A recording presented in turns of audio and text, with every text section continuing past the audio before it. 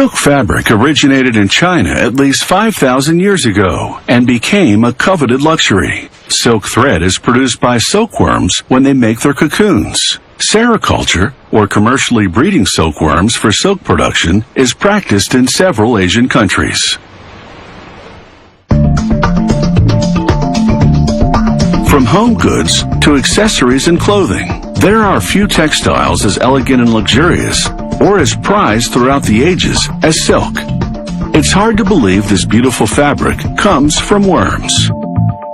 The female silkworm lays up to 400 eggs in one shot, then promptly dies. Each egg, about 2 weeks later, hatches into a larva.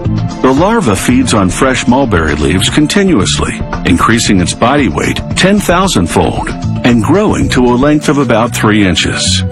Then, as it enters the pupa phase of its life cycle, it excretes liquid raw silk from salivary glands in its mouth. When that liquid silk contacts with the air, it hardens into a single thread. Pupating larva winds that thread around itself into a thick, cozy cocoon.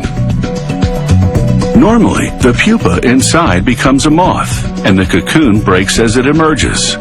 However, this severs the continuous silk thread. So to keep the thread intact, they boiled the cocoon for about 3 minutes to kill the pupa inside before it transforms into a moth.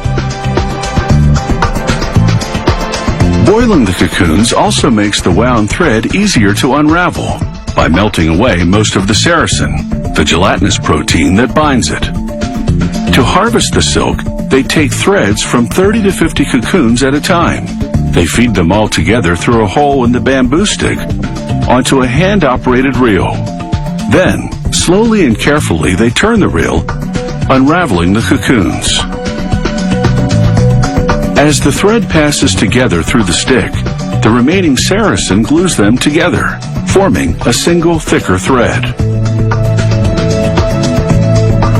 The silk threads coming together are so fine, only about 1/100th of a millimeter in diameter, that it takes 2,000 to 3,000 cocoons to produce a pound of silk thread.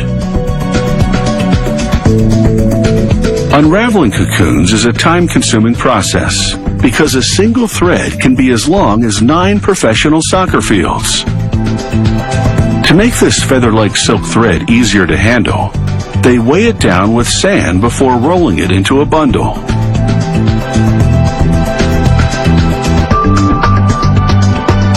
Next, they wash away the sand and remaining sericin, then bleach the thread so it will uniformly absorb this synthetic dye. It's critical to monitor the ratio of dye to hot water, as well as water temperature and soaking time, as all these factors combined affect the quality of the color. After rinsing away the excess dye with lukewarm water, they hang the thread to dry.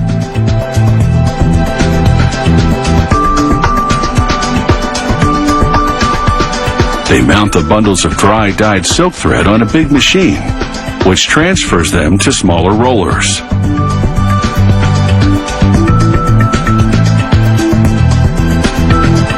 Those rollers then go on an automated machine, which transfers the thread to small bobbins. To craft silk fabric, weavers will pass bobbins of thread horizontally between vertical threads on a traditional hand-operated loom. Another machine, meanwhile, winds thread around spools. A worker then installs a set number of spool threads on a mechanism, which aligns them vertically on the loom, parallel to each other. Fabric that's about 3 feet wide typically requires 4,000 vertical threads.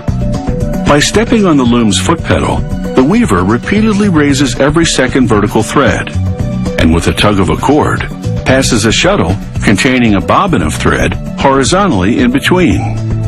This intertwining of horizontal and vertical threads weaves the silk fabric. To create a pattern, the weaver uses multiple shuttles containing threads of different colors, thicknesses, and textures. Some patterns, such as an intricate weave called brocade, are so intricate that even the most experienced weavers produce just 2 to 6 inches of fabric per day. Now that's wearable art.